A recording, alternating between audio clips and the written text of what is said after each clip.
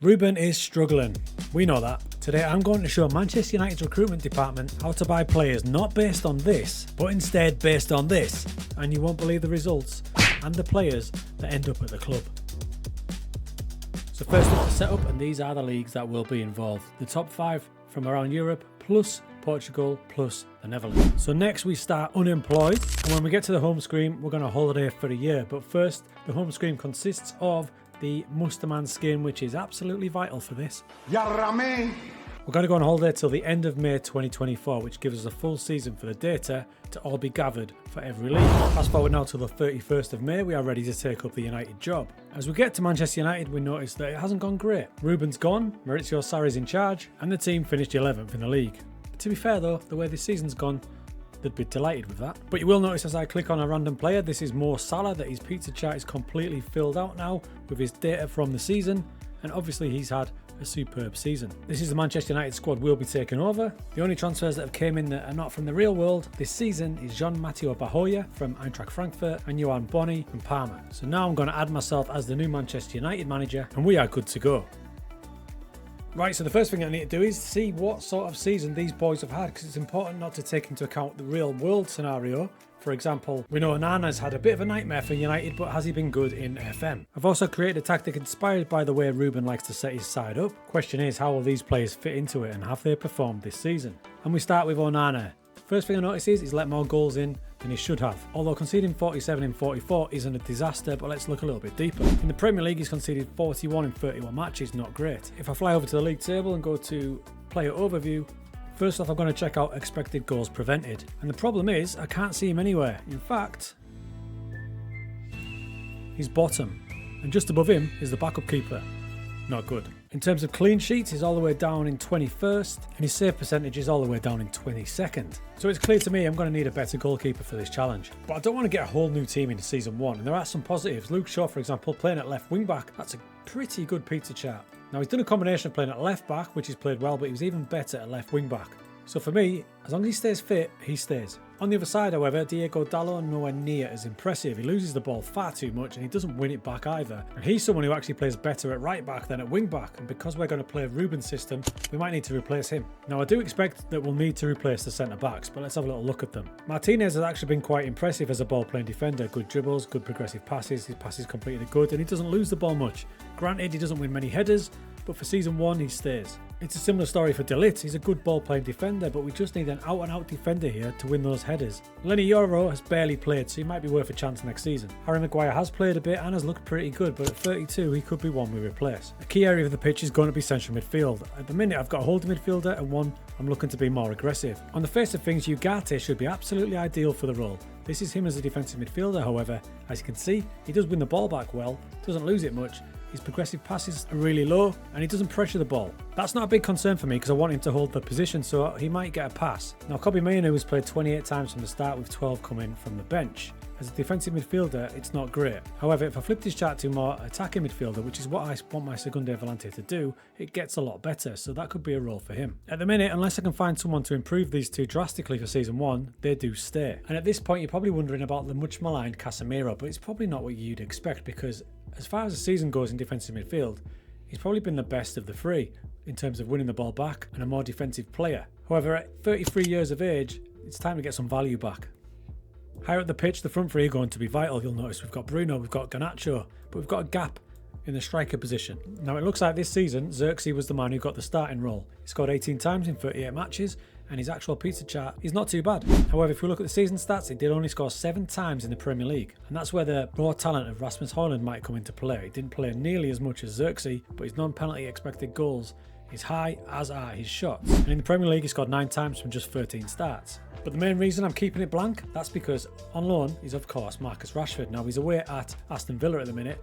He's having a good season though. He's scored 26 times in 41 matches and his striker chart is very good. And I use the striker chart because that's where he's played for Aston Villa. 41 games, 25 goals. Season 1, those three will probably compete for that attacker position. I'm not sure which one's going to play yet. How about Garnacho? Well, he scored 12 times in 40 matches with just 5 assists. For me, that's slightly disappointing. If I look at his pizza chart, you can see his expected assist is 0.10. He excels with dribbling, but he gives the ball away an absolute ton. Having said that, he is performing well with an average rating of 7.37 from that left-hand side, so he's definitely worth giving another try to. On the other side is the iconic Bruno Fernandes, and as you can see from his pizza chart, he's had another fantastic season. He's been used in a variety of positions, mostly as an attacking midfielder on the right-hand side, which is probably where I'm going to play him. It's good to see he scored 12 times, 7 assists with a really good average rating there. However, we do need to be wary that he's 30, so if we don't accomplish our task in Season 1, he might be someone we cash in on, especially with that value. Okay, for Season 1, I want to take things pretty steady. You'll notice there's 3 gaps in the team. Goalkeeper, defensive midfielder, and striker. Now the striker position I'm going to keep in-house. Rashford, Højlund, Xerxes will compete for that spot. I want a new goalkeeper, and defensive midfielder, I just want a bigger physical presence. Ugarte is in prime position for that role, but he's just not being physical enough. He's not winning enough headers. Casemiro's been better, but he's just getting on a bit and won't be able to get around the pitch.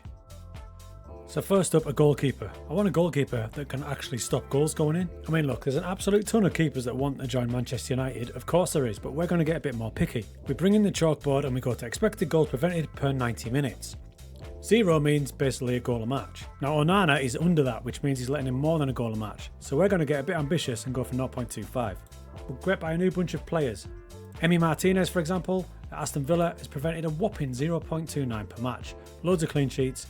He'd be absolutely ideal, but I don't think we'll get him. The other thing to bear in mind, I want to fix this. They're in debt by a whopping 170 million. So going back to this screen, a player like Alex Meret at Napoli, although he's absolutely fantastic, that value, we just can't do it. Instead, I noticed Mark Flecken at Brentford. He may be 31, but his actual pizza chart is superb, and his expected goals prevented is one of the best in the league. Add to that, his transfer value is very, very gettable. There's a few things to bear in mind here. Number one, Brentford got relegated, so he's going to be cheaper. And as you can see from his expected goals prevented, though, he was the second best in the league, despite being in a poor team. The second goalkeeper shorted was Mateus, who's on loan at Ajax. His pizza chart, superb and value for money. Despite being 32 years old, he could be a good choice. But how about that key position of defensive midfield? I'm looking for an all-round midfielder with good physicality, who's got more progressive passes than Ugarte, because he's going to start a lot of the moves off. Up pops Amadou Onana, who's just signed for Aston Villa for 1 season. Look at the headers won, the progressive passes, and the possession won back. He could be absolutely ideal. 6'4", an ideal physical presence. However, that's a big value to put on a player. Can we afford him? On the right hand side, we basically want a clone of Luke Shaw. So what I'm looking for, because he's going to play high up and be the main outlet on the right hand side, is some good dribbling and expected assists. Here 2 players came up. The first was Victor Gomez of Braga. Great progressive passes, doesn't lose the ball, wins it back, good assists. The other option was Alexander Ba from Benfica. Very similar pizza chart, loses the ball a little bit more, slightly cheaper. So for Season 1, tactics are in place, targets have been identified. Let's see what the team looks like starting Season 1. We wanted a mini clear out and we've got one, bringing in 95 million. Casemiro went for 26 million. Onana to Chelsea for 55. Lindelof goes to West Ham on loan but will join permanently. And I sent Diego Dalot to Benfica for 50 million. Mark Flecken won the battle to be our new goalkeeper. Victor Gomez joined PSG, so I settled on Alexander Ba for right wing back. He'll be backed up by Alessandro Zaniolo. And perhaps a surprising signing, but with Johnny Evans retiring, I needed someone back up for free transfer. Willy Bolly fits the bill. But the big signing was Amadou Onana. With all the outgoings, I managed to fund his transfer for 70 million. Which means for Season 1, the team looks a bit like this. We're going to have a back three of Martinez, Yoro and De Ligt. They get another season to prove themselves. Flecken in behind them. Wing backs of Shaw and a more attacking one in Ba. Kobbie Mainoo's going to get the attacking midfield role, with Onana being the physical presence. Garnacho, Fernandes supporting one of Xerxes, Højlund or Marcus Rashford. At the halfway point of the season, things were looking good as we were sat in 3rd place, 6 points behind leaders Tottenham. And there'd been some impressive performances along the way, including beating Liverpool 3-1. The signing of Onana looked to be a great one, as he was excelling in all metrics in defensive midfield. He was partnered by Kobbie Mainoo, who had a chance to concentrate more on the attacking side of his game, but I would like to see a bit more of an overall performance. The other big signing was Alexander Ba, and as an attacking wing-back, he's absolutely flying. He gives the ball away a lot, but that's made up for the fact that he's got 10 assists already this season. Starting most games up front has been Marcus Rashford, and it's been the right decision as he's banging in the goals. And finally, it's nice to see Garnacho not giving the ball away as much. And despite getting knocked out of the Carabao Cup by Man City, we're competitive in all other competitions. So far, so good. Season 1 comes to its conclusion with no joy in the Cups, as we're knocked out in the quarter-finals of the Cup by Tottenham, and the Europa League by Aston Villa. However, the performance in the Premier League was so much better than last season's 11th place, as we finished second, just 3 points off champions Tottenham. And it was great to see the top assist maker in the entire league was our right wing back Alexander Ba. And the gamble to pay big money for Onana paid off, as he was probably the most complete midfielder in the entire league. So a cracking season 1. Now, ironically, the only player who kind of struggled a little bit was Bruno on that right-hand side. On the face of it was a decent season, 12 goals, 15 assists, but if you look at it a bit closer, so down here, his Premier League performance, just 7 goals, 6.99 average rating. He's capable of much more than that. And Garnacho on the other side probably had a better all-round season. He scored 18 times with 11 assists, and his pizza chart just meant that he just contributed a little bit more. So for next season, there's going to be a couple of changes. The first one, don't know why I didn't do this in the first place. I've moved the defensive midfielder to that slot and the volante on the other side. So they've switched positions, because if you think on the right-hand side we've got Bar, who spends most of his time playing as a winger. I did have the volante there, so there's a big gap down this side. So the defensive midfield is going to sit on that side. Now if Fernandes stays, I'm going to move him infield to their back and dominate that side. We'll have Fernandes roaming around in there, see if we get a better season out of him. Now the back three is probably somewhere where we need to put in a bit of work. So Martinez is a good defender, but he doesn't win any headers. Let's be honest, he's 5'9", but as a ball playing defender, he's pretty decent. I think we need a little bit more from that position. Lenny Yoro had a full season. He's only 20. He showed decent promise. The best player at the back there was Matthijs de Ligt. He had a good all-round season. So I've made the decision to remove Yoro, who's going to be more of a bench player, and I'm going to cash in on Martinez and look to gain 2 better, more physical defenders. This position's interesting, the volante. Now, Kobe Mainoo, he did pretty well in that Segunde volante position. I was just looking for a little bit more in terms of defending as well, because at the end of the day, he is still a defensive midfielder. So Ugarte did come in quite a few times and give me a bit more of an all-round performance, but I think that position could be one where we look at. Onana is cracking going forward. If you look at his playing style, runs through ball with centre, tries killer balls, and that is the ultimate all-round performance. He even scored 8 goals with 10 assists, so I'm thinking maybe putting him as the volante and finding a different player to sit in there. What we need is a signing to have the impact that Alexander Bar did. Open play key passes, he was top. Expected assists, top. Assists per 90 minutes, top. And his average rating, best in the league. We did make a good move with the goalkeeper though. Mark Flecken was 3rd in the league for expected goals prevented. Ironically, Onana's having a good season at Chelsea. Again, top 5 for conceded per 90 minutes and tied 3rd for save percentage, so he's a great keeper. With all that transfer business, we managed to get the club on a positive footing in terms of finance. So for next season, we have a healthy transfer budget, and that should be increased when we get rid of some more players. Into season 2, the shortlist is looking packed. First priority, a physically dominating centre-back. Jared Brandthwaite hits the bill. Headers 1, exceptional. Also on that centre-back shortlist is Nikola Milenkovic from Nottingham Forest. He will be a good budget option at just 10 to 13 million. I'm going ahead with plans to play Onana as a volante, so I need a different holding midfielder. And this one might surprise you. An interesting budget option could be former Arsenal midfielder Albert Lukongu. Doesn't give the ball away, wins it back, decent at passing. If you compare him to Ugarte, he wins the ball back far more and loses it far less. I'm also keeping an eye on options for that side of the pitch in case Bruno Fernandes leaves. That's because there's big interest in him from Saudi and he was kicking up a fuss and wants to go. This could be where we need a big name signing to replace a big name. Option includes Berardi from Sassuolo, Julian Brandt from Dortmund, but that value is scaring me off a bit. And with Barcelona struggling for finances, Rafinha could be a little pickup. As we're about to start season 2, there has been more transfer activity than I actually wanted to happen, with 249 million coming in. Add that to the 143 million from last season, it's clear some big moves were needed for this squad. We nearly signed him last season, but we've signed him this season. Matthijs joins as a backup goalkeeper. And we did complete those signings we were looking at. Jared Brandthwaite joins from Everton for 50 million, Milenkovic joins from Nottingham Forest for 13, and Lukongu joins for midfield for 22. This is the team for season 2. You might notice a couple of different players there. Late in the transfer window, in fact within the last 2 weeks, Luke Shaw goes to Saudi for 70 million. Didn't want to sell him. He was fantastic, he played great for us. But 70 million for a 31-year-old, got to take it. And a similar story with Bruno, goes to Saudi, 120 million. 31. So I replaced those two with a big outlay, 75 million for Destiny Udogie. It's a lot of money, but if you consider Shaw went for 70, he came for 75. 8 years younger, his actual abilities, he's probably a better player. And to replace Bruno, we got someone for less than half the price in Rafinha for 50 million. I'm excited to see how he goes. It all means the team looks like this. So Onana's going to be the attacking midfielder, backing up the strikers. Lukongu's just going to sit, win it back, play it easy. He's got the attacking wing back of Bar, the top assist maker in the league last season. That centre-back three looks so much better now. You've got Flecken as the goalkeeper, one of the best in the league last season. You've got Brandthwaite, the best header of a ball last season. Milenkovic in the middle, de Ligt on the right-hand side. First game of the season was the Community Shield against Premier League winners Tottenham. Nice to see the new players getting involved. Bramford winning the ball back, finding Lukonga with a little easy ball. Ends up at Rafinha, who does the rest. We win that one 5-1.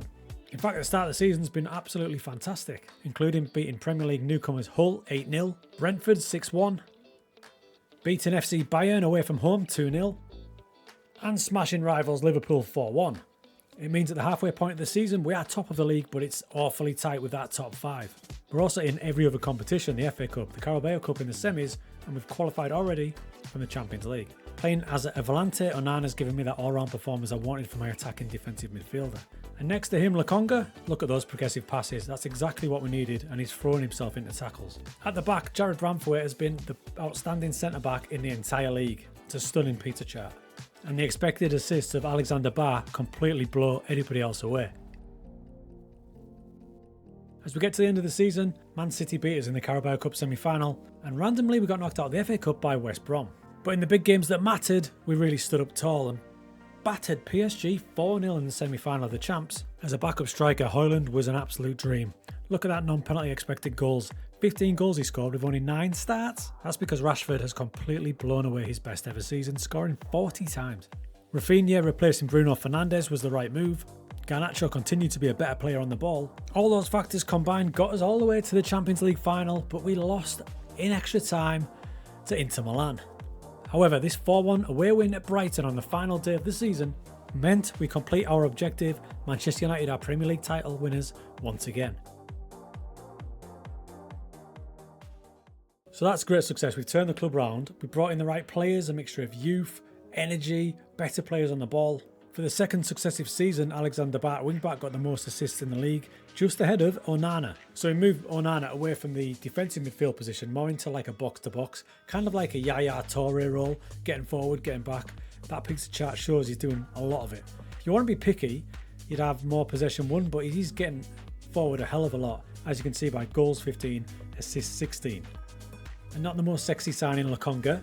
Much maligned his time at Arsenal, didn't really work for him at Palace, but for what I needed, a holding midfielder just to get it and give it, he did the perfect job. And all that for 22 million.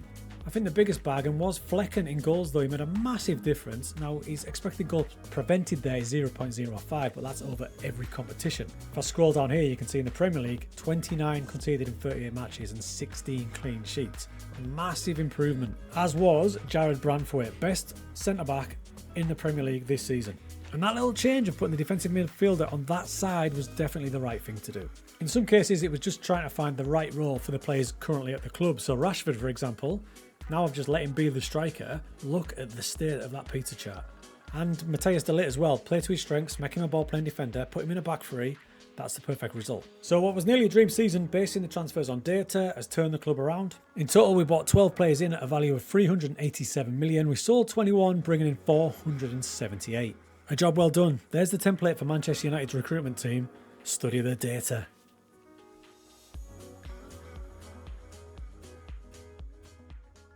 Dortmund are on a bit of a barren spell in Germany. This season finishing 4th place, but a whopping 25 points behind FC Bayern. And there's been no Bundesliga title since 2011-2012. But surely the squad's really good, right? Today I'm going to show the Borussia Dortmund hierarchy that they don't need to spend a ton of money because the answers to success could already be at the squad. So here are the leagues involved for this one. We've got the top 5 European nations, but we've also added in Portugal and a couple of nations close to Germany in Austria and Turkey. Next up, we start unemployed, and then it's time to go on holiday. So now we're going on holiday till the end of May 2024, so all that data from all those leagues can be gathered up.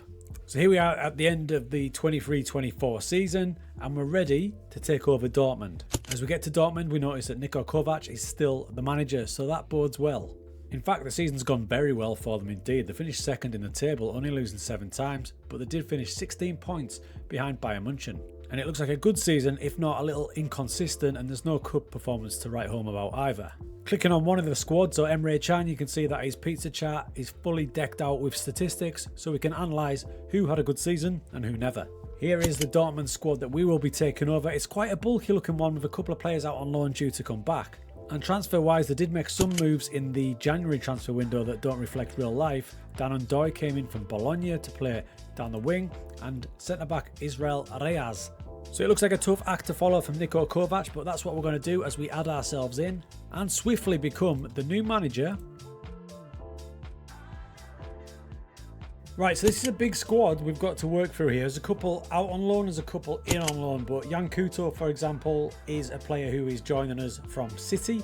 He's an attacking fullback, and first glances it looks really good. You can see how attacking he is, but his defensive side of his game is not great. This is where we look into it a little bit deeper, and we notice that a lot of the time he's played as a winger, so maybe the previous manager realised he wasn't the best as a fullback. His season stats show he's been good, if not spectacular, but this is a transfer that's pre-arranged, so we need to get the best out of him. Another player when you think of Dortmund is Karim Adeyemi, the brilliant explosive striker. However, when we have a closer look, it doesn't look like he's had a great season despite Dortmund performing well. 7 goals in 36 matches, and when we look at where he's played this season, it's a pretty even split between out wide, as an inside forward maybe, and as a striker. His overall average rating is not bad, but his performance as a striker hasn't blown me away there. And his performance as an attacking midfielder is even worse. As we look closer at his abilities, he's not a player I immediately want to discard, as abilities are ranked excellent in a lot of areas. So that being said, a player like Adeyemi and Jan Couto are giving me a challenge to find the tactic that will get the best out of both of them for season 1. So Jan Couto may not be the answer to play at right back. In fact, when I take a stroll over to this screen and drop down to player overview, when it comes to tackles per 90 minutes, he's all the way down in 36th. Tackles won, all the way down in 27th, and interceptions made, it gets even worse as he's all the way down in 54th. However, on the flip side, when it comes to chances created, he's the top fullback ranked at 18th. He also ranks high in terms of assists as well, so maybe it's just a case of getting his actual starting position and player role correct for him. Now here's where it gets interesting, because on the other side you've got Julian Rierson, who probably started a lot of the matches at left back. There you can see half of them at right back, half of them at left back. He's not an assist maker by any means. What he does do is a pretty elite defender. Most of the defensive metrics he's on top of. He's second for tackles won, third tackles per 90 minutes, 7th for interceptions, so that's his strength. So despite being unspectacular going forward, just 0.09 expected assists, doesn't dribble the ball much either, his strength is defending. So all that being said, the tactic we're going to go with and build this team around is a version of the 4-2-3-1 that Dortmund have been using, but one where the key players we've focused on should excel. We'll start with Jan Couto. I'm going to bow down and give him a role as a complete wing-back on attack, meaning he can go forward with reckless abandon, knowing that he's got 2 defensive midfielders to cover him should he get caught upfield.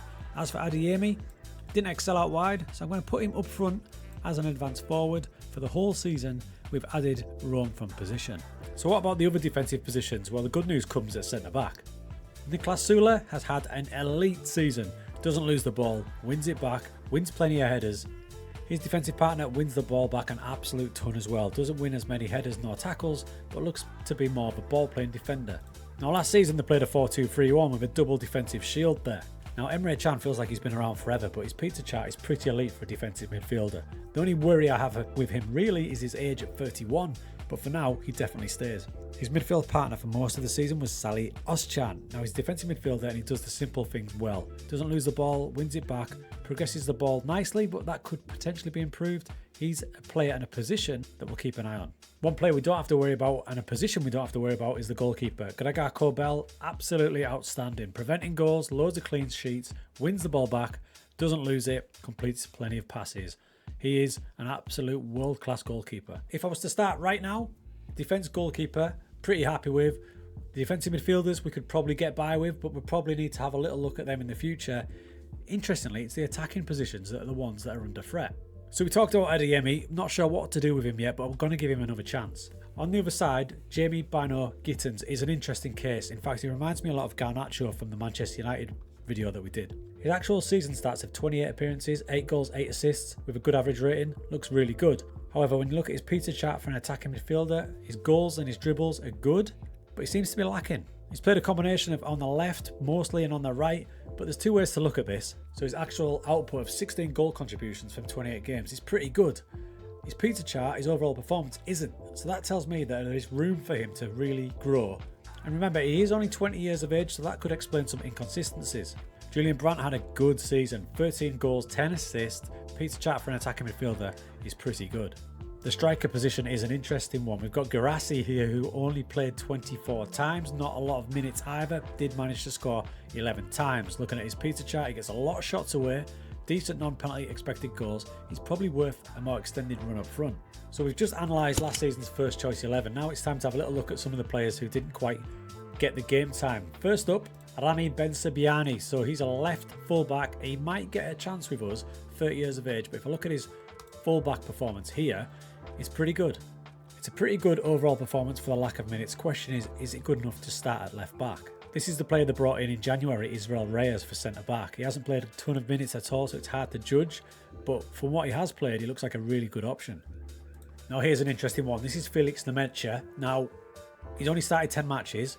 Most of the time he's come off the bench. That's his overall performance. But what gets interesting is when we look here where he's played 16 matches as a DM. Now he's more of an attacking midfielder, and if we look at his ability levels here, the flair stands out, the technique stands out. So he might give us an option. And if we look at the performance against other defensive midfielders, attacking wise, and in fact defensive wise, that is pretty elite. So he's given me a decision to make, whether he's going to be good enough for a starting role as a bit more of an adventurous defensive midfielder. And this is why you should check out the players in your squad that have got a decent amount of minutes, so you can have a little look to see if they're capable of jumping into the team. Giovanni Reina is another one of those options. He's only started 18 matches, but he has managed 4 assists. Most of his games were on the left, but he can play on the right or through the centre. It looks like a good squad player at this stage. There's a couple of players of ours that have been out on loan. Sebastian Haller has been in the Eredivisie and he's bagged 12 goals in 29 matches. And as a striker, in comparison to our strikers, he's had a good season. The other player out on loan is Yusuf Makoko, but he hasn't had enough game time to really evaluate, only 900 minutes. Now if we're looking to improve this squad, we've got 35 million to do it with. So our main focus will be looking for a defensive midfielder to take the place of Emre Can, just in case injuries catch up with him at 31 years of age. So what I'm looking for is progressive passes with at least 6.50 and a tackle completion rate high at 80%. Salzburg player Mads Bistrup stands out an absolute mile with his Peter Chart. But we've got to remember the Moneyball concept of getting players in on a decent budget. Nicola Fagioli, who is on loan at Fiorentina, has had a pretty good season, as has Fran Beltran at Celta Vigo, but at 5'5", he's maybe not the physical presence I'm looking for. So a bit of work to do, not as much as I thought we were going to do, because the actual squad is really strong. Just maybe 1 or 2 additions with future seasons in mind. As we return for the start of the season, there's been a bit of movement on the transfers out front. 6.25 million with the main player leaving us. Pascal Gross at 34 years of age, despite having a really good season for us, 5 million was just too good to turn down. The rest was largely loans and squad players. Now 4 players total came in, 2 were predetermined before I even got there. One was fullback cover, Daniel Svensson, and the big outlay, 30 million big, was Jan Couto. That's not a deal I would have made, but we're going to make the best of it as we can. The deals I did get over the line was Mads Bistrup. 15 million seems like an absolute snip, and I've double dropped for that midfield position, future-proofing the squad with Nicolo Fagiolo. It means the team looks a bit like this, and you'll notice as 2 defensive midfield positions are up for grabs because we've got so much quality there. These are all the players that can play in that position. Even the centre-backs and full-back fancy their chances in there, but then you've got Emre Can, you've got Salih Özcan, there's Nicola Fagiolo, Mads Bistrup. We are packed. The rest of the team looks pretty solid. I'm taking a risk and moving Bino Gittins over to the left-hand side, but he's a natural playing out there as well. And the other gap at the minute is the striker position because we've got loads of cover there too. It will be one of Gerassi, Haller, or even Makoku to partner Adeyemi. So that's the transfer business done for this season. It says 64 million, but bear in mind 35.5 million of that was already done by the previous regime. So we've just bought in those 2 midfielders for the future. And what I like about this challenge in comparison to the previous one with Manchester United is I don't think they need a lot of work. What we're concentrating on here is getting the players in their better position and roles, largely down to their performances last season. At the halfway point of the season, we were doing okay. Sat in 3rd position, so slightly down from last season, but we have only lost 2 matches. We've looked really impressive in some games, such as this one, beating AC Milan 3-0 in the Champions League with Adeyemi doing what he does best. Accepting Jan Couto as the attacking full-on fullback he is has worked out well. He's got absolutely exceptional Peter Chart stats for attacking with 7 assists already this season. He's been helped out considerably by the defensive midfielders doing the work, and as you can see from Salioscan there, they're winning the ball back, allowing him to sprint forward. Adeyemi is definitely performing better than he was last season. In fact, he's already scored the same amount of league goals and we're only halfway through the season. Player of the season so far has been Bino Gittins, and it's good to see an improvement in terms of his off-the-ball work as well. And Ryerson continues to be the polar opposite of Jan Couto. It's mad how little he does going forward. Now the Champions League has been a bit tougher and we're going to struggle to qualify from this, it looks like. However, in the Pokal we're into the quarterfinals, where it looks likely that at some point we may well meet FC Bayern. As we come to the end of the season, despite this absolutely thumping win over Maccabi Haifa in the Champions League, we go out at the group stage. And in the Bundesliga, we got a very credible 2-2 draw away at FC Bayern. In fact, from January, the second half of the season, we only lost one match. That meant we finished second yet again, but it's a much improved performance from last season. We only lost 3 matches all season. If we can turn some of these draws into wins, we might get a little bit closer to FC Bayern. So really promising stuff. We'll go through some of the better performances in a minute and see which players we might need to replace. But if we look at the league table and we get it up here, we can see that 73 points, so still quite a way behind Bayern. But if you look at last season, where they finished with 61 points, we've gained 12 points. So there's definitely promise there. And wait just a minute, there's even more promise when you look at what happened in the Pokal final. We played rivals FC Bayern in the final and they couldn't deal with our start as Jan Couto supplied the assist. Bayern did get one back, but we take down the Pokal. And that risk to play Nemecha as a more attacking defensive midfielder seems to have paid off. And Gittins was outrageous, absolutely stunning attacking performance, and he's definitely getting better and his teamwork side of the game too. And Gerassi was once again lethal up front. He started more times in a slightly withdrawn role, but look at that. Now, ironically, the one player who didn't have the best season was Julian Brandt, who was superb last season. There he is. Now, there's his attacking midfielder statistics. Not bad. He didn't lose the ball much, but it wasn't as explosive as last season. As a reminder, last season, 10 goals, 8 assists. This time, although his average rating was comparable, only 8 goal contributions. It might be that the more attacking lineup, we've got 2 strikers up front, just took a bit of the shine off him, so we'll persist with him. But I am looking at him being 30 and of a high value. We rotated quite a lot in defensive midfield. Now, Salioscan was probably the best overall player. Look at that. That is a really nice pizza chart for a defensive midfielder, but he did only start 19 matches. Emre Can started most of the matches because I wanted to get another season out of him. But now at 32, wanted by a host of teams and out of contract, I think it's time to let him go and let one of those 2 signings from last season into his spot. Now, the only other way I can see us improving this team is if we go all out attacking with the opposite fullback. As we've discovered, Ryerson, super solid. Gets the ball, gives it, progressive passes, so he moves it on, wins it back, doesn't give it away, but doesn't offer much going forward. So the big decision will be whether we cash in on him, because he is a wanted man, and replace him with a more attacking type of fullback. It's a big decision to make. The rest of the team, more than happy with it. We might need to just keep an eye on the strikers because Adeyemi will probably be wanted at some point. But to be fair, when called upon, Mokoku did well, 7 goals in just 14 starts. And a potential replacement for Julian Brandt, if I do decide to cash in, is already at the club in Gio Reyna. Superb. And whatever happens, whether we bring someone in or we change a player's position, we want them to have the effect that it had on Jan Couto. Joint second in terms of assists, third for key passes, top for chances created, and crosses attempted, 400. So a big pre-season ahead, and I've started to build the shortlist.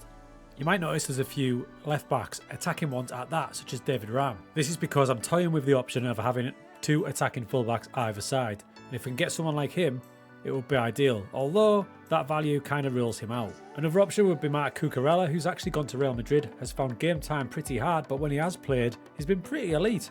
Now this would be a potential riskier signing. Triffer from Rennes, fantastic going forward, but offers almost nothing defending. Now a more sensible signing, and probably a bit safer, could be Alexa Terzic from Salzburg. He's only going to cost between 9 and 13 million. My plan would be to use him in certain games where we can afford to use more attacking fullbacks. That would mean we'd start games with Ryerson and then bring Terzic on if we're looking to attack. The other thing I want to continue to do is lower the average age of this squad. I also need to find a backup player for Jan Couto, and with Sebastian Haller out of contract and leaving the club, I'm going to look for backup and competition for the striker positions to put pressure on Girassi. In expected goals, both my guys featured prominently, and there was another player that featured prominently as well, Roberto Piccoli at Frankfurt, not a regular, started 22 matches, outstanding expected goals and goals per game and shots. He might give us something a little bit different, and at that value could be an absolute bargain. Another option at the same club was Eli Wahi. Another option was over in Spanish football, Marko Milovanovic playing for Almeria. Now, because this squad is that good from the get-go, I'm going to try and concentrate this season on lowering that average age and having a couple of players to do a couple of jobs. So I'm really happy with Nemecha. He's going to stay in that role as the more attacking defensive midfielder, if that makes sense. He's the one who gets forward a little bit more, takes on the riskier passes, and you can see that with his chart. Next to him, it was mostly Emre Can last season. So in true Moneyball style, what I'm going to do is I'm going to share that position with 2 or 3 players to get the overall outcome that Emre Can managed. So that was Ozcan. Bidstrup barely played. In fact, I sent him out on loan after an injury, but this season when he comes back, he will compete with Ozcan and they'll kind of share that workload. You can see when he does play, he does the right things. So the board have given us nearly 50 million to spend for next season. We're going to generate more funds when a lot of these older players get moved on because we can still get some decent whack for them. Coincidentally, finances at the club are not a problem. They are absolutely minted. With the season about to start, I was right about the transfers out. We've generated another 88 million. We shipped out some older squad players. Sabitzer went to Marseille and Ben Sibiani went to Zenit. But the big money came from the sale of Niklas Sule. I did not want to do it, but they just paid far too much. 63 million rising to 85 for a 30-year-old had to be taken. But thanks to that shortlist we built at the end of last season with last season's statistics, we have made some signings. Brandon Soapy does join us for just 7 million for a backup fullback. Piccoli will compete for striker position at only 7 million, and Terzic will be the attacking fullback option. Obviously, with that transfer of Niklas Sule, which was highly unplanned, we had to find a centre back. And this is where the £32 million signing of Rafa Marin came from PSV. I'll show you last season's pizza chart so you can see why I went for him. And there you see it, he had an absolute elite season after transferring over from Napoli. He is only 24 years of age, so he's 6 years younger than Sule. He could be a great option. Now granted, he may be taking a step up in level, but I think it's worth a try. So as we go into season 2, you'll notice that the first choice 11 is pretty much the same as last season, apart from the inclusion of Marine there. There he is, he jumped straight into the team. Like I said, the big competition for places will be the defensive midfield slot here, where a few players are going to share the workload to allow Couto to keep on bombing up. We'll change Rierson if we need a more attacking option to Terzic, and the deep lying forward position, although Girassi had a great season last season, it's good to have a bit of competition, and we've got that in Roberto Piccoli and Yusufa Makoku. Having said that, the season preview, they don't fancy our chances too much and have us down in 3rd position. Our first chance to prove people wrong was the Super Cup against FC Bayern. Having fallen behind early, we fought back really well. There's Couto doing what Jan Couto does, bombing down the right hand side and finding Julian Brandt. And after a quiet season last season, Brandt was there to score the second and give us the win.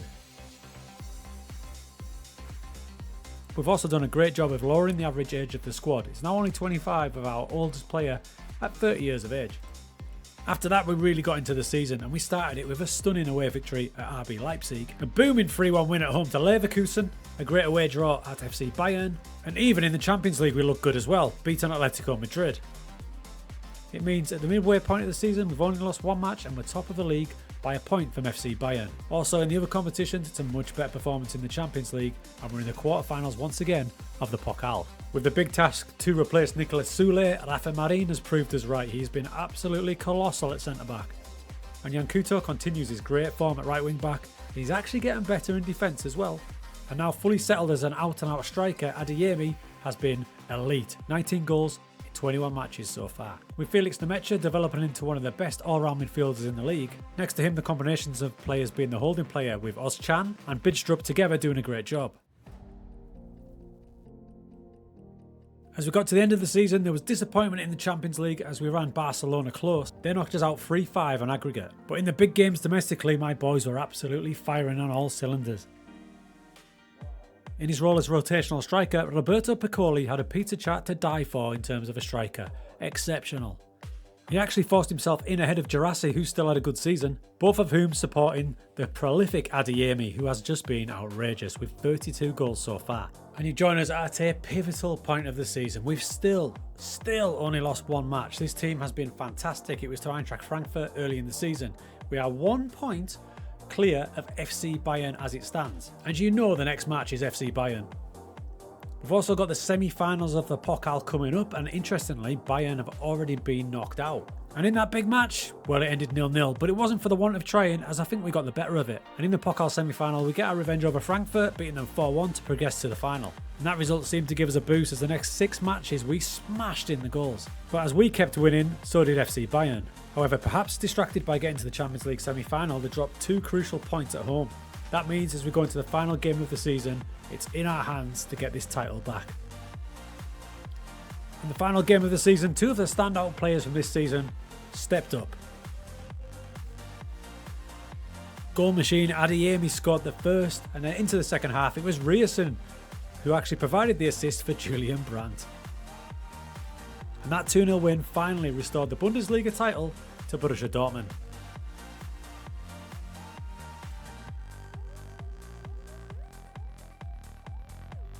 And we really capped off the season in the Pokal final in a balmy 9-goal thriller against Bayer Leverkusen. Piccolo scored the 6th as we become double winners, which locked down an incredible domestic season.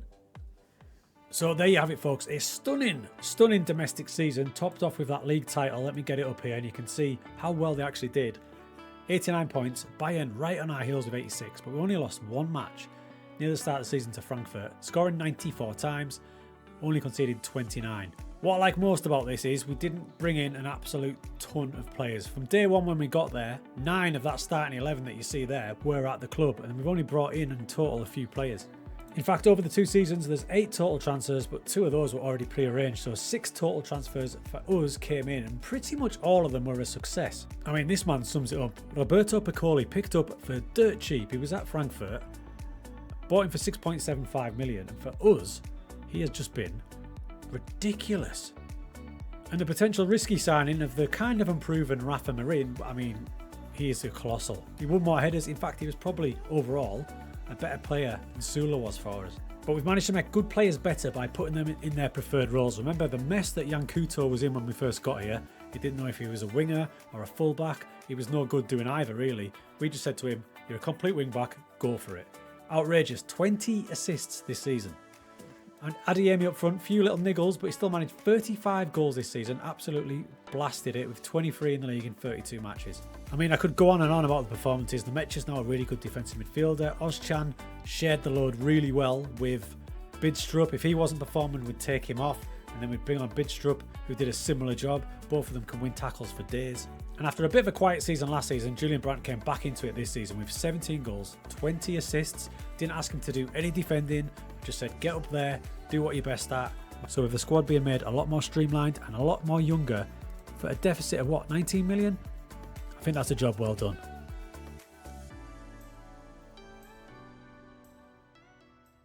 Today we combine 2 things. We combine the beauty of data and Moneyball with the smash mouth play of hoofball, aka long ball football. And we're going to transform one of the best teams in Italian football to play this hoofball style. So if you've seen any of the videos so far, you'll know that we start off with the setup, and here we've got the top 5 leagues in Europe, plus Belgium, plus Holland, plus Portugal. Now once we add ourselves in, we then start unemployed. And the skin we're using, are you listening folks, is the Musterman iconic skin. That's going to be vital for this. Now next up, we have to holiday for a year to let the game build data from all the leagues. So I usually set it to the following year, 2024, and then the end of the season, somewhere around mid to late May. So we fast forward a year, so I've got slightly ahead. I'm at the 1st of June 2024. Now the plan was to take over AC Milan. However, then I saw this. Inzaghi got sacked by Inter Milan. Checking out the league table, my initial plan of AC Milan, well, they've just won the league, so I don't really want to go there. And Inter, despite finishing second, he still got sacked. So finishing second at Inter Milan means you get sacked, especially if you finish trophyless. So we're going to have a lot of pressure on us from the get-go. But the good news is the data is all packed out, so we can judge this squad and see what we need to do. So now that's done, we can get into this Moneyball and hoofball combination. But this is where this Moneyball save gets a bit different, because some players who are absolutely class at one thing won't be perfect for what we're going to try to achieve. So taking over Inter Milan, on the face of it, isn't a big challenge, is it? They've got a great squad, as we know, and it's a deep squad, but they're not set up for what we're trying to achieve. For countless seasons now, under Inzaghi, Inter have played the three at the back system. However, we will be looking to play a version of a 4-4-2 and smashing that ball upfield as fast as possible. We will be playing much more direct passing at all times. So we're going to look to launch the ball forward and get crosses into the box for some big forwards. So now we've established what we're going to play next season. 4-4-2, long ball football, plenty of crosses. So have last season's performances gave us the players that can fit straight in? Well, it's time to drill down into this squad and see which players we're going to use for next season. At this point, I'll point out what I will be looking for from my players. The first one's pretty obvious. I need a good range of headers won. But what of these metrics am I not really looking at? Progressive passes I don't really need, because I'm just going to get it and hoof it up. And that's why we kind of need to disregard, as we get going, passes completed as well, because we're going to lose the ball an awful lot. What we do need to do is win it back, and we need to win our headers as well. That was Alessandro Bastoni, who's a centre-back, and obviously his headers won percentage was great. Hakan Calhanoglu, who's a great player, headers won at only 28%. He might struggle to fit in. And if you look at his abilities, that's a wild thing to say considering how good he is, but he might not fit into this system. From my fullbacks and wingers, I'm looking for a couple of things, namely expected assists, dribbles, and crosses. And this is where we go away from the pizza chart and look into other areas of the data as well. The player's personal data hub will come in handy here, and that's available on every skin. Now, Denzel Dumfries, a player I want to use, ranks pretty highly for crosses attempted per 90 minutes, but his cross completion ratio isn't great. As far as dribbles go, he's second in the entire league, but he's also way up there in terms of possession loss, so he needs to tighten up. His season overall has been pretty bizarre. He's ranked above average in attacking roles for fullbacks, largely down to his dribbles, but his cross completion rate is nowhere, and his assists per 90 minutes, I mean, what has he been doing? So obviously last season in the old formation, he played as a wing back on the right hand side, but to get 0 assists mean that's pretty much a disaster of a season. So he's a tough case. Normally I would discard somebody off that sort of performance, but if you look at his abilities as well, which we need to look at when we're doing it this slightly different way, he's got above average jumping reach and strength. He's aggressive, he's fast, he can cross, he dribbles, and he's 6'2". He fits the remit and he's winning a lot of headers. And that's probably the key thing that's gave him another chance here. He wins a lot of headers. He's got another chance in hoofball. So before any transfers, he slots in at right back. DiMarco will slot in at left back. He had a better season overall than Dumfries with 5 assists. I would still like to see a lot more. So he's not a tall player at 5'9", but he can also play centre back. So that means he's not that bad in the air, and he won 53% of his duels. So that will come in handy as well. Again, he ranked highly in terms of attacking for defenders, but I'd like to see that cross completion rate get a bit higher. It's currently at 13%, with the top sort of guys in around the 20 range. These guys up here have probably only played a couple of matches, so we want him to be around this range, but attempting more crosses, so ideally DiMarco would be around here. With Inter being a team that plays 3 centre-backs, it's no surprise to see that we've got a truckload of defenders. Their job will be pretty simple: win the ball back, win headers, pass it forward. Benjamin Pavard, on the face of it, looks like he had a really good season, but I would like to see his headers won get a bit higher. We've already seen Bastoni. I would disregard the tackles won column because he's obviously played as a cover defender last season. Everything looks okay for him. Acerbi played a lot and won a lot of headers, but at 37, he's probably going to be a bench player. And I would like to get Bisek involved this season, currently on loan at PSV. It's hard to judge his performance because he's only played 540 minutes. Goalkeeper won't be an issue because Jan Sommer's outstanding. He prevented a load of goals, won the ball back, and passes completed is great. Now that's interesting. If we look at his abilities as well, his kicking, his passing, his technique and his vision are all above average, which he's going to need because he's going to be my sweeper keeper. And the key point there in that description is direct through balls, which we're going to do an absolute load of. As far as his performance in passing in the league, there's only a couple that better him, but bear in mind those are probably shorter ones, so we'll see how he goes. So the back four I'm happy with. We will have to keep an eye on Dumfries though, because we need a much better performance from him this season. As we move into defensive midfield, we've gone for a double Segunde Volante. Reason for this is I want them to get up and down the pitch, and a lot of the time they're going to get on flick-ons from a wide target forward or a target forward. First up, Barella. Now the negatives on Barella is obviously his height at 5'8" for this style of football, which means his headers won is 16%. Not great.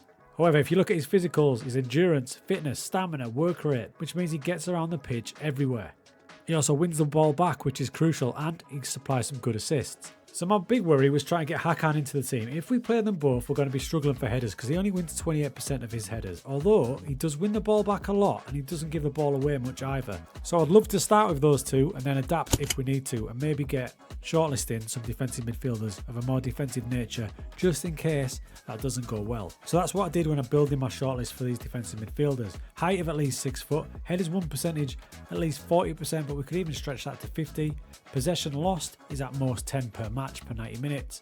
Shortlist was whittled down to 4, the emphasis being more defensive based central midfielder, and all these 4 can play centre back. Eric Martel is in the German second division at 6'2", he wins the ball back an absolute ton, barely gives it away and wins a lot of headers. Now if I compare him with Hakan, and we use the bar charts for comparison, we can see the difference in the two players. Less effective going forward than Hakan, but we expected that, but he wins more headers and he wins more tackles and he wins the ball back overall more often. More of a defender is Diakabi, who is currently at PSG, but he wins a colossal amount of headers, but he hasn't played enough to evaluate. In our league is Umar Solé, who's at Udinese, played most of the season as a centre-back, but 73% of headers won, wins the ball back a ton, won't be as good on the ball as Hakan. There also may be an option in-house in Benjamin Pavard. He hasn't played there much this season, but he can play in defensive midfield. And although he didn't win a lot of headers in terms of centre-backs, if you change that to defensive midfielders, he then does look pretty impressive. So we'll start off with a double volante with the attacking one of Hakan. If that doesn't work out, I can shift Barella into there and move Pavard into that central midfield spot. So we're cooking on gas now. A lot of the team is already there, which is not a shock because Inter have a good squad. It just depends how they're going to adapt to this football. Remember, this is the key thing. It's much more direct. They're getting it and they are launching it. That could be deemed as long passes. It can be deemed as riskier passes. Now you'll notice up front, I've already picked Martinez and Thuram. Martinez, without doubt, is an exceptional striker. He's not the biggest at 5'9", so he's going to be the one I'm looking for to get on the end of knockdowns. Knockdowns from 2 target forwards. First will be Thuram, who I've shifted out to a wide target forward. Now I could have used him as a striker. He's 6'4". He's already proven with 19 goals, 35 matches.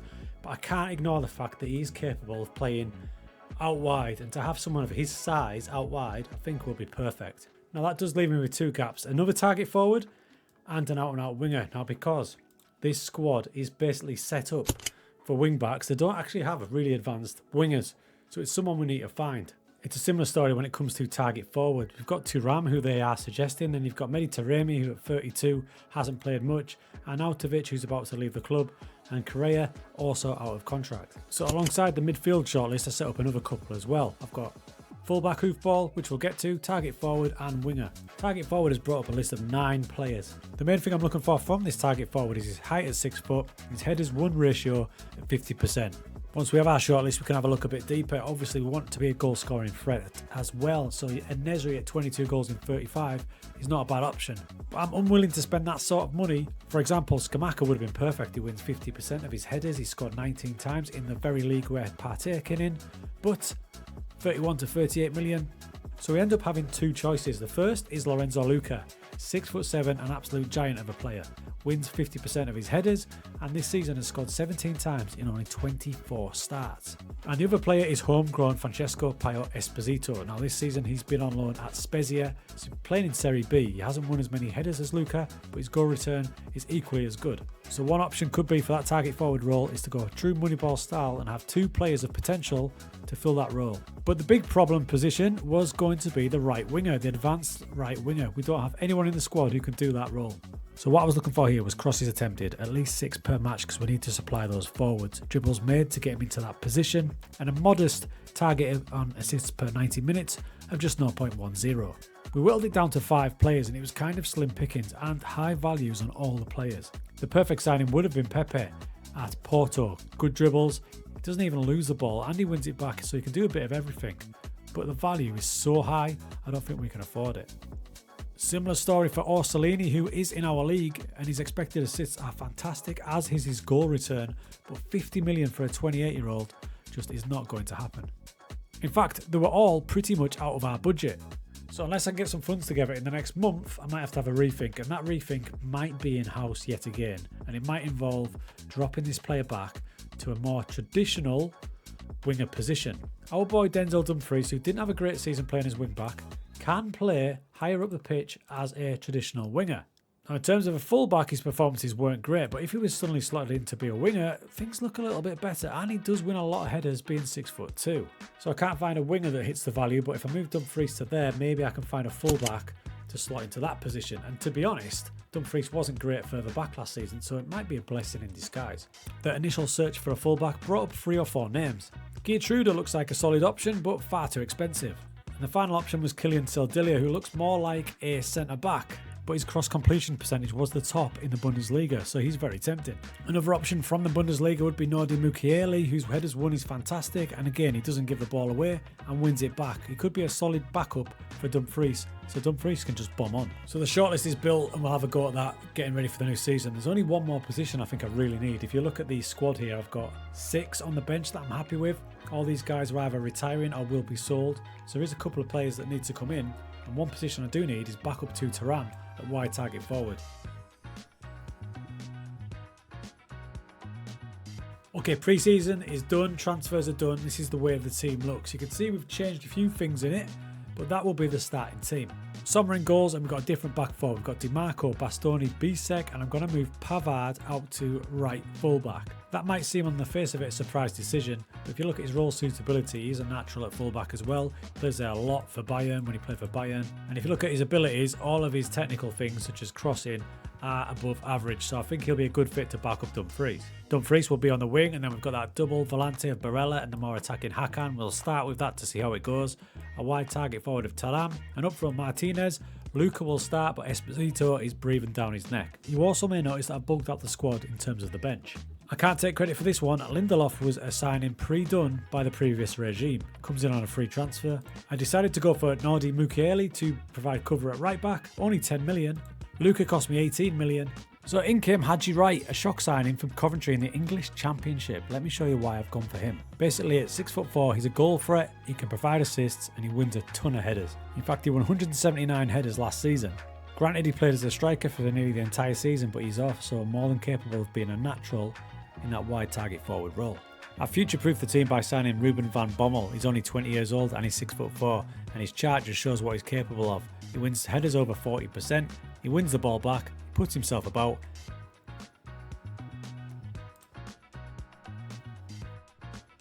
At the midway point of the season, how has this passing directness, much more direct, affected us?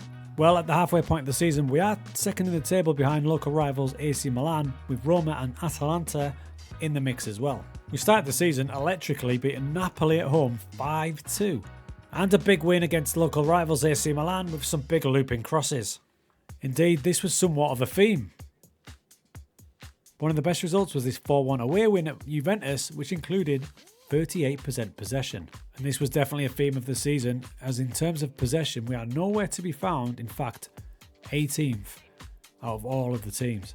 In his midfield role, Denzel Dumfries was playing far better, much more of an attacking threat. In fact, if you look at him in terms of attacking midfielders, he's still pretty competitive. He'd been able to do this with Benjamin Pavard playing in behind him, but he wasn't exactly having a great season. He was probably better going forward than he was in defence. I won't lie, I was a bit worried about Hakan in central midfield. Although he's been fantastic going forward, a lot of the goals have been penalties, assists have been from corners, and defensively, he's offering nothing, which has meant midfield partner Barella has had to take up a lot of the workload. Esposito and Luca have been sharing that target forward role, and Esposito is currently starting, having performed superbly. But Luca as well, when he gets on the pitch, he basically scores. His goals per game ratio is insanely good. Player of the season so far? That's been Marcus Thuram. In this new role, he's not scoring goals, he's only scored 3 times, but he's got 11 assists at that wide target forward position. So some good performances, but definitely some areas to improve. Now, if you look at the league table as well, we are second, but we've already lost 3 times. Fiorentina, Roma, Atalanta. We've conceded 15, but scored 56. So they're scoring a truckload of goals despite not having the ball. We're just launching it upfield and getting a load of crosses. But having looked at the data, I think we can improve this team for the running. And the big choice will be Hakan. So he's playing great attackingly, but going backwards, offering us nothing. So I'm going to make the tough decision to leave him out. I'm going to put Barella into the more attacking volante position, and I'm going to drop Hakan. I didn't manage to get a defensive midfielder in, so what I'm going to do is, and it's a bit of a controversial one, I'm going to move Pavard into the second defensive midfield slot.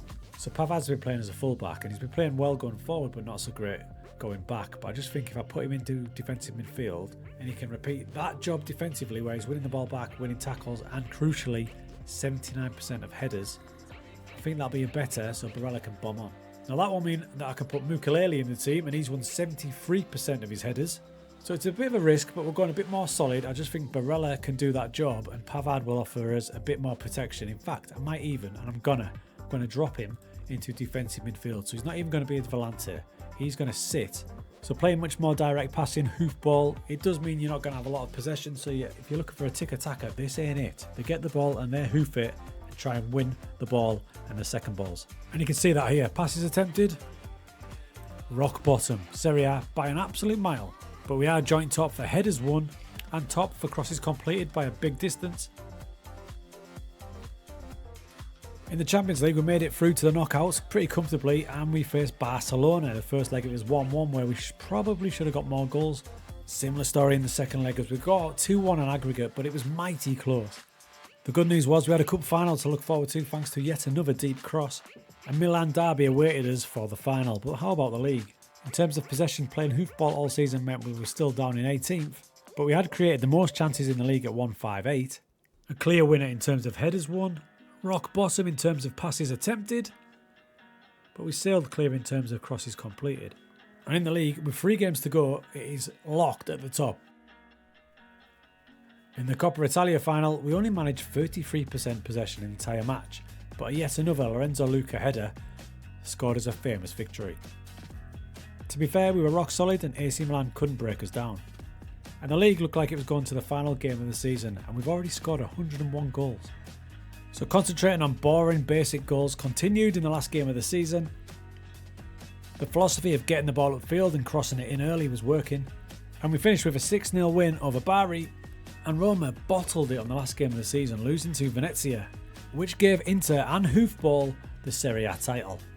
So I didn't expect to accomplish that in season 1, but you know, Inter have got a great squad, so they've adapted to it really well, and the additions were perfect. Luka got a bit more game time in the second half of the season, but that record is ridiculous. He's won over half of his headers, but his goals to game ratio, 23 goals, 18 starts. Remember, he shared that job with Esposito, who finished with 25 goals this season. Nearly 50% of his headers were won as well, and the change from Dumfries from this season compared to last season, it's like night and day. If I put him in as a fullback, you can see his assists are outrageous, but he played more as an attacking midfielder there, so that's more accurate of the way his season went. And throwing Pavard into that central midfield spot there, just purely for his headers won, 67%, just meant that Barella could just bomb on. But Thuram, player of the season up there, he probably hated it, but he did end up with, catch this, 26 assists as a wide target forward. That's a lot of headers won, 41% as for an attacking midfielder. That is a lot, so he did his job perfectly. But they adapted to that long ball style really well with a plus 35 clear-cut chances in the positive against all opposition. So we accomplished our feat in one season with Inter, building a squad based on the physical side of the data, worked the treat. Today we're going to combine Moneyball and data to create fluid, expressive, passing play inspired by total football to restore Ajax back to the top of Dutch football. So here we are then on the 25th of May 2024, which means all that lovely data will be now loaded up for all these players. And the good news for us is Ajax haven't had the best season. I mean, it wasn't a bad season, but yet again they failed to win the league. And they also got knocked out of the cup in the second round, and Rangers knocked them out of the Conference League, so no silverware all round. And that's where we come in. We're about to add ourselves to be the new Ajax manager, and it's time to bring them back to their total football style glory. The good news is we've got a big squad and a lot of players out on loan who are due to come back as well, not forgetting the famous Ajax youth setup. First up, let's have a little look who they brought in from the start. It looks about 6 or 7 players who they brought in. Serge Aurier, Ariel Semse, Alexander Pavlovic from Bayern, Mark Pubel, £10 million on that right back, Cem Turkan and Jeremy De Leon. So they have brought quite a few players in. And the budget it's left me with for next season is about 12 to 15 million, but a hefty wage budget, so I might have to go quite careful in season 1. Saying that, I'm pretty confident with all these players to come back as well that we can probably work with our current squad for the first season. As we get to the tactic, let's remember what we're going to try and accomplish here. We want short, expressive passing with plenty of playmakers and plenty of flair. And when we start shortlisting, we're going to look for those expressive players, such as those in the chances created charts, the assist table, key passes, and who doesn't love someone who can dribble the ball?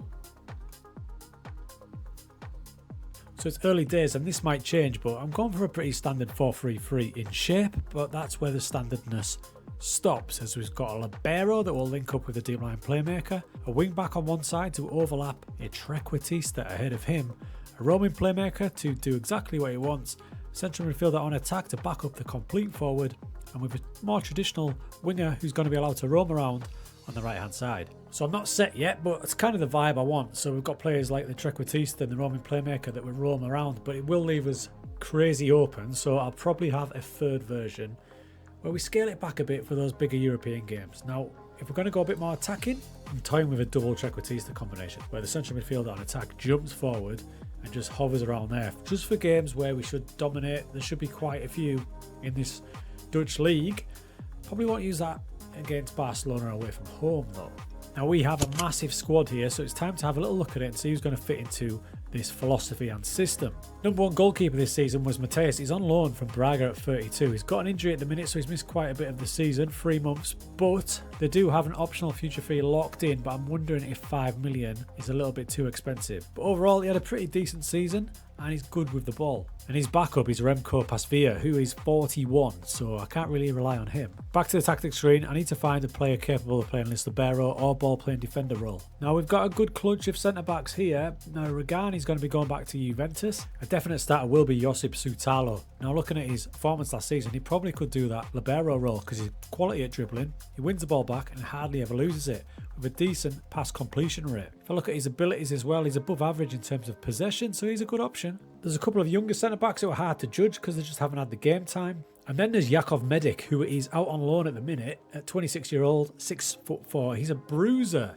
of a centre-back. He's been playing in German football and his headers won. He's fantastic at 80% and he wins the ball back a decent amount. But there is a clear winner when it comes to the libero, and it's Jarell Hato.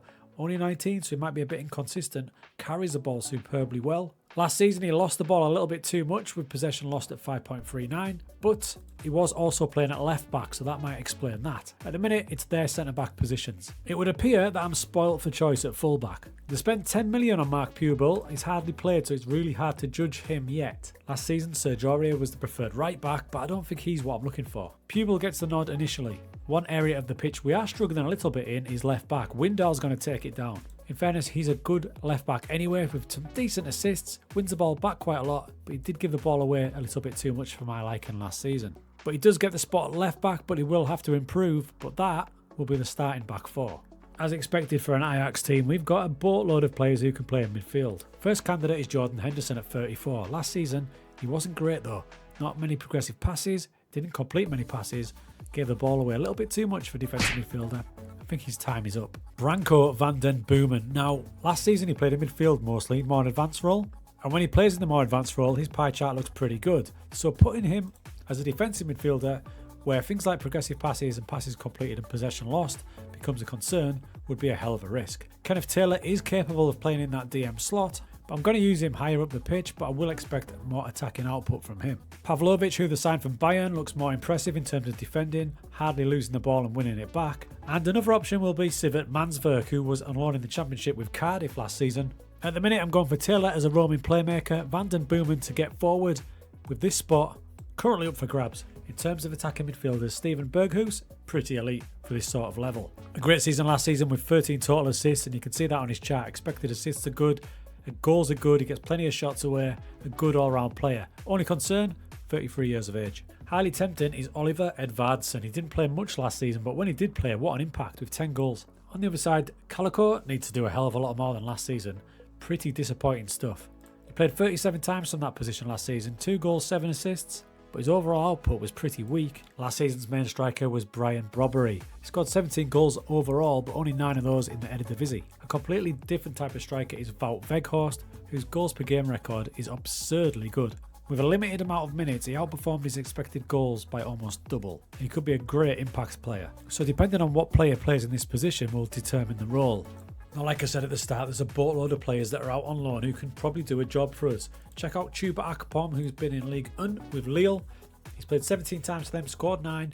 Nice looking pie chart. Christian Hilmsen's been on loan in our league at Rotterdam.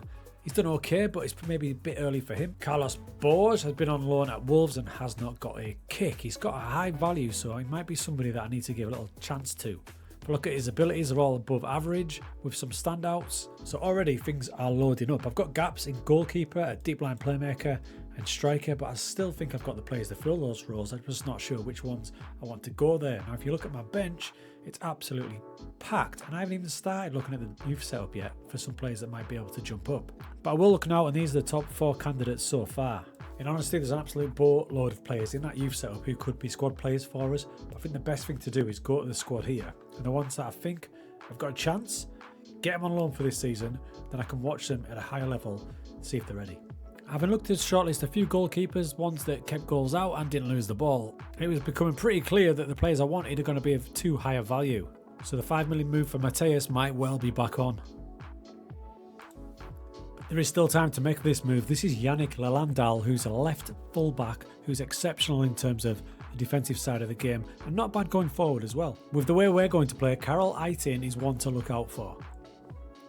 He was third in the entire league in terms of chances created, and that was from largely a deep line playmaker position, which is just what I need. And you can see from his key metrics, his expected assists are fantastic. He doesn't give the ball away much and he wins it back. He could be a potential bargain. Watch this space. At the higher end of the transfer scale is Taylor Booth. He's at 20, so he'll be gettable, but that value is crazy. But in terms of output for a winger, 10 goals and 9 assists is outstanding. And a wild card that caught my attention was Ali Yassim. Can play either on the wing or as a striker.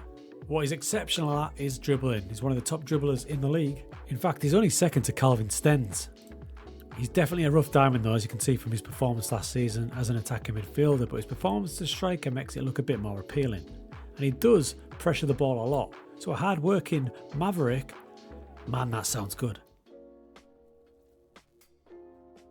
As we are about to start our first season, big movement in terms of transfers out. Big movement. I was concentrating on lowering the overall age of the squad, so players like Jordan Henderson went to Wolves, and then the Saudi Express with Serge Aurier, Davy Klaassen, and regretfully, Steven Berghuis. The offers were just too good for players of that age, and also out the door went a lot of young players, mostly on loan. That meant my first team squad was streamlined like I like it. In from last season's scouting was Karol Aitin, the deep line playmaker, and also electric winger from last season Ali Yassim, who was second overall in terms of dribbles. He was actually on loan at Almere City from Como, cost us 5.5 million. And I did make that move of Mateus permanent for 5 million. Granted he's 33, but he should be solid for a good 3 years. Alongside that, a lot of the players from last season who were out on loan, such as Borna Souza, will come into reckoning, and Sivert Mansverk might be a surprise choice in central midfield on attack. So in pre-season, it was good to see some of the players we signed doing what we thought they could. This is Ali Yassim. He's been bought because he's going to be an exceptional dribbler, and that's exactly what he does here, as he progresses the ball down the right-hand side to lead to one of the goals. And in the Super Cup against Feyenoord, it was good to see that Aitin here, the playmaker that we brought in because of his key passes and assists, started off straight away. Speaking of the Super Cup, it was an epic 4-4 draw that went to penalties.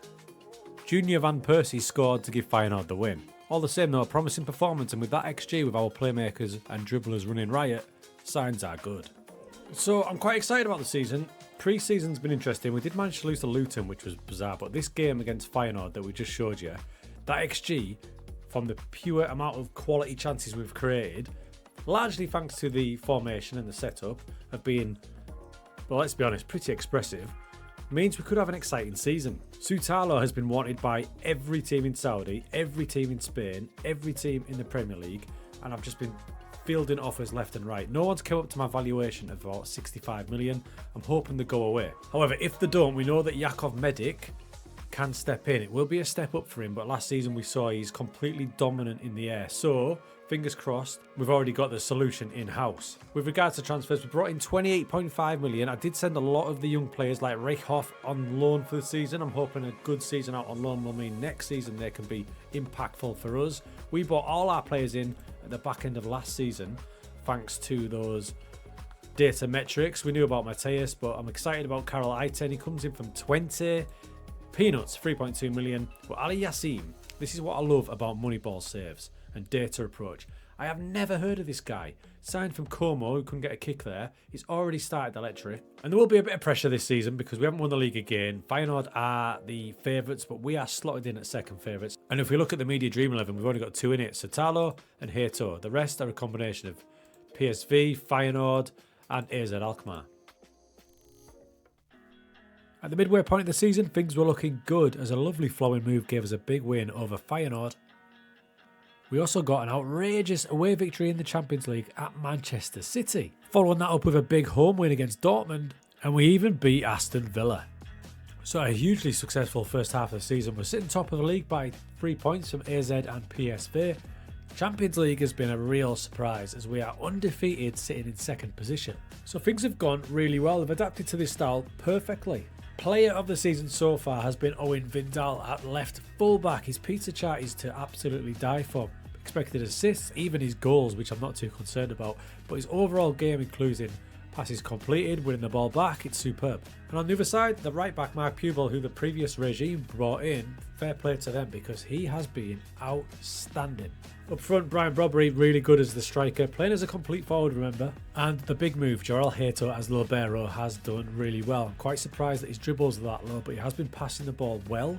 And it's all been backed up by the superb goalkeeper who's preventing goals, but he's equally fantastic with the ball at his feet. So it's going well, but the league is tight, so how can we improve this still further? Now, there is a key thing to think about here. It's the midfield three.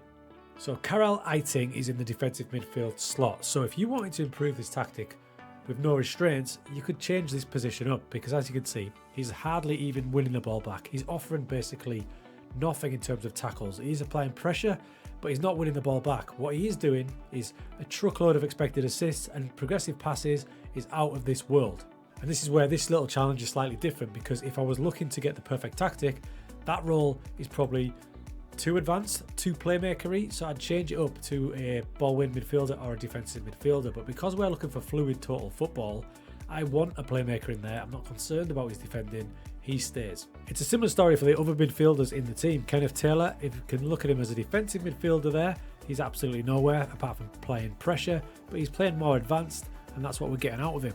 And the other midfielder that's played most of the time is Mansverk as the attacking midfielder. As a defensive midfielder, he's not offering hardly anything. As an attacking midfielder, he's doing what I'm asking to. That does put a lot of pressure on the defence, and these guys have performed pretty well.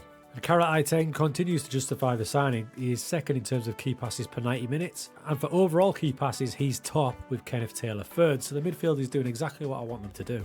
The only slight disappointment maybe is Ali Yassim down the right hand side. His dribbles are still outrageous, and he is applying pressure, so he's working hard, but his overall output, I need a little bit more from him. But so far for the season, absolutely delighted with the way it's going. But overall, the total football philosophy of players roaming around wherever they like is working well. Look at this example here. When we win the ball back against Twente, Heto is our libero. Our only real centre-back who have asked to stick his position is Sutelo. Everybody else just bombs forward, pausing it there. Heto is a centre-back, Souza is a left-back, and Pubel and the deep-line playmaker are all involved in the attack. Scrolling out, Sutalo is the only guy staying back. At this point in the season, I've already started to build the shortlist for next season as well. And if you're not sure of a player, like this player Diego Spencer, I only added him to the shortlist last season. I'm going to see how he goes because he's only had 12 appearances, but so far he's been fantastic. If he continues this, he's on the shortlist and we can pull the trigger. Sometimes I take a risk judging the players on the first half of the season, such as these three who have tied up on deals to sign for free at the end of the season. With the ongoing interest in Sutelo, it makes sense to plan for centre-back. And Javi Sanchez at Real Valladolid fits the bill. Wins plenty of headers, wins the ball back, doesn't give it away. I need cover at left-back for the excellent Vidal, and Bradley De Noia fits the bill. He plays in our league, so I know he can perform, and that's a very nice looking pizza chart for a backup fullback. And the final signing is an exciting one of Andrea Colpani. A beautiful pizza chart, 8 goals, 4 assists already this season. That free transfer has potentially saved me 20 million.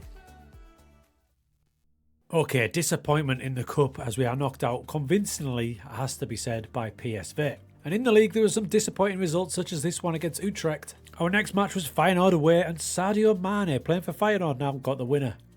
Although we responded with 7 straight victories, we end up finishing 3rd in the Eredivisie behind AZ Alkmaar and 4 points behind back-to-back champions Feyenoord. This, despite getting more points than last season, more goals for and less goals against, we just weren't quite good enough with this new style. So disappointing in the league, but do you remember when I told you that in the Champions League we looked even better? Sometimes this game throws wild things at you. Having stormed through the league phase in the top 8, only losing one match, and that was away at Real Sociedad. In the knockout round we drew Feyenoord. Sadio Mane scored again, but we scored twice. This led to the return leg where Feyenoord stole a winner, which did take the game to penalties.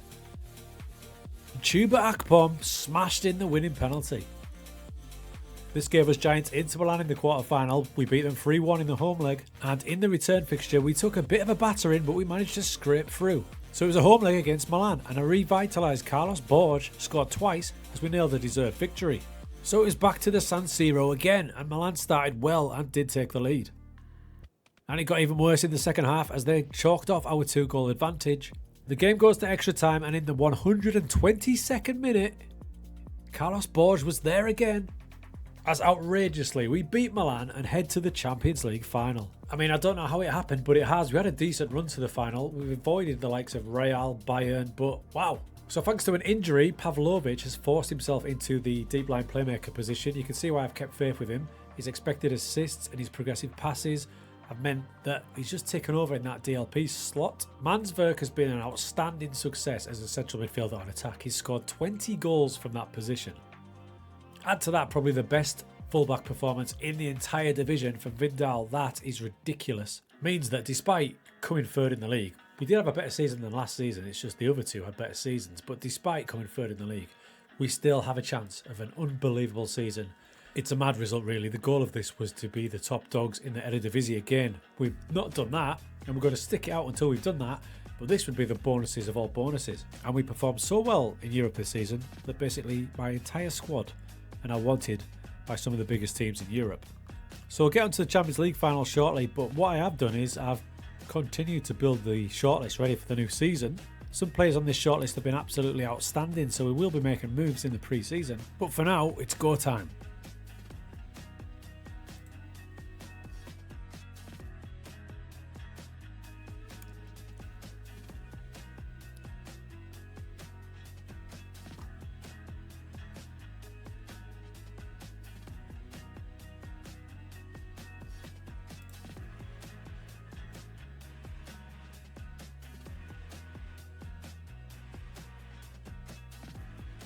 We pushed them all the way, but we just couldn't quite get past the mighty Man City.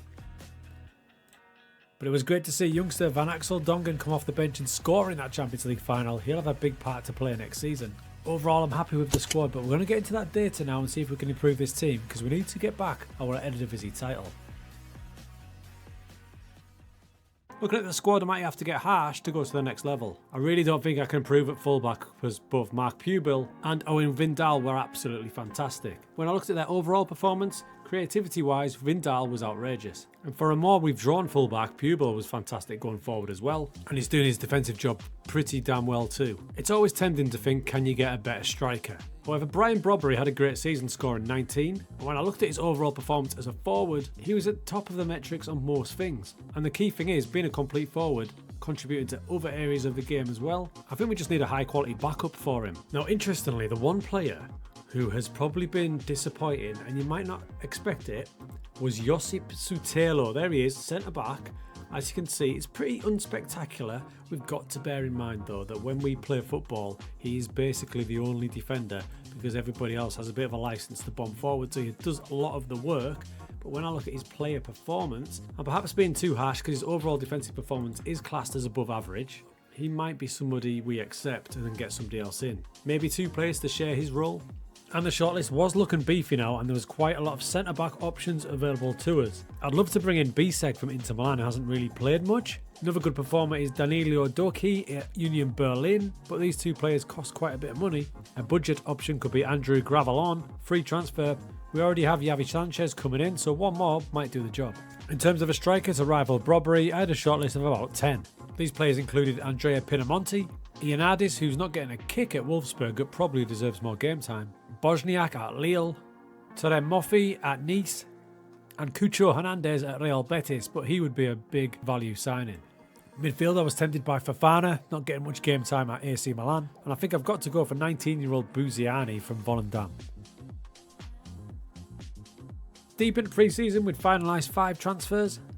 Backup goalkeeper Vlachodimos came in, and I spent 23 million on Cucho Hernandez. Initially scouted as a striker, I see him more on one of the wing roles and the prospect of a Rom de Ter or a Trequartista role for him. In the meantime, we were bulldozing our way through the Club World Cup, smashing Boca 5-0, and in the first knockout stages, Palmeiras 3-1. Our run was ended by Real Madrid, but only just. We did make the decision to sell Josip Sutelo. We got £68 million for him. Pinamonte joined to provide competition up front for just £8 million, and with the signing of Gravelon confirmed, there'll be 3 players replacing Sutalo. Medic, Sanchez and Gravelon will combine to replace that one player. After a good pre-season, it was straight into Champions League qualifying, and Hernandez roaming around started fantastic. He scored twice as we're off to a flyer. Right, so this is the way the team looks this season. Hernandez is out here, right? He can play anywhere. He can be a Rom de Ter, he can be a blooming inside forward, a winger, a playmaker. Either side, we're going to start him out here. He's our biggest outlay of this entire story, 23 million, but he's worth double that already. I think it's a solid signing. There's a few spots that I'm unsure of so far. You can see the winger slot is up for grabs. It'll be a battle between Ali Yassim and Borges. The roaming playmaker slot, because we've dropped Taylor back, and that centre-back slot will be occupied by those 3 players combining to replace Sotelo. So thanks to that big move of Sotelo, 67 million has left the club, 7.5 million in, and then there's the moves last season of Vlachodimos, the reserve goalkeeper, Javi Sanchez, Colpani, Buzain, who I've sent back on loan to Volendam for a season because he's only 19, but I had to have him. And then we've got Cucho down there at 23.5 million. What this has done is it's put us favourites for the league title. So let's see if that's going to be the case, because that is the goal of this save. Rocking into the midpoint of the season, things are looking pretty good as we're top of possession, chances created, expected goals for, and shots for. That's led us to be top of the league. This is the season we wanted, and currently undefeated. We're also performing well in the Champions League again, highlighted by this 2-0 win over Juventus. And we've got a really good squad now for the system, and Cucho Hernandez has been a great success. Playing in that wide Trequartista role, he has been outrageous with 17 goals in 29 matches, with a beautiful looking pizza chart. Jakov Medic has won the battle to be the starting centre-back, and he's performing way better, to be fair, than Sutalo did. Highlight of the season so far has seen the continued rise of Carlos Borges. When we joined, he was a bit part player on loan in the Premier League, but now he's an outstanding attacking midfielder. Right, so far so good, the perfect season so far, and the gaps you see in the team out wide, the complete forward, and just below my head is the centre-back position. Those are the ones that I was going to rotate at the start of the season.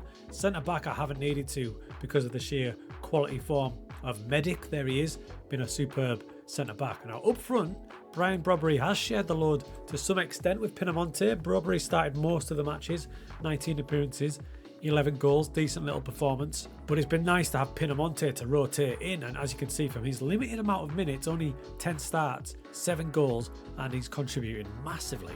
Now the starting spot down the right hand side is Borges, but when he does need to rotate out, we've got options to do that. Specifically by Ali Yassim with his pace, power and dribbling ability. He's got 6 assists this season. This could be a case of him settling in, because last season he was a bit underwhelming, but he's already performed better in 13 matches this season than he did all of last season. So overall, a stunning start to the season. We've just got to see it through now, make sure we get what we came for, the Eredivisie. But as things stands, with this fluid 4-3-3 total football-esque style formation, it's a plus 47 clear-cut chances against our opposition.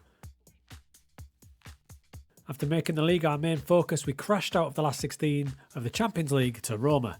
And in the Dutch Cup, we crashed out with the Junior Van Persie in the final. But the league was always the main focus, and thanks to some big wins and the most dominating victory over a top team yet, we got the Eredivisie title back to Ajax for the first time since 21-22.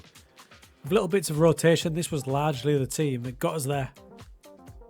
Top scorer this season was Trequartista Cucho Hernandez. 31 goals from the left-hand side of the pitch is a remarkable effort, which took the pressure off Brian Brobbery, but he still managed 27 goals, with his backup Pinamonte making the most of the minutes that he had. We maintained that level of possession, chance creation and expected goals, and overall quite the result to get that fluid football back. And look, I wasn't trying to copy Johan Cruyff's style, but inspired by meant that this fluid tactic with the roaming playmaker going everywhere, the central midfielder bombing in the box, going wide, The wing back having no restraints. Trequartista was most of the time in here. He did whatever he wanted. It's just a beautiful little fluid formation that started from a 4-3-3 base. We had 4 players in the top 11 assist makers. And in open play key passes, new signing Colpany was fantastic, finishing top with 74, way more than anyone else. Overall, a fantastic result, restoring Ajax to the top of Dutch football.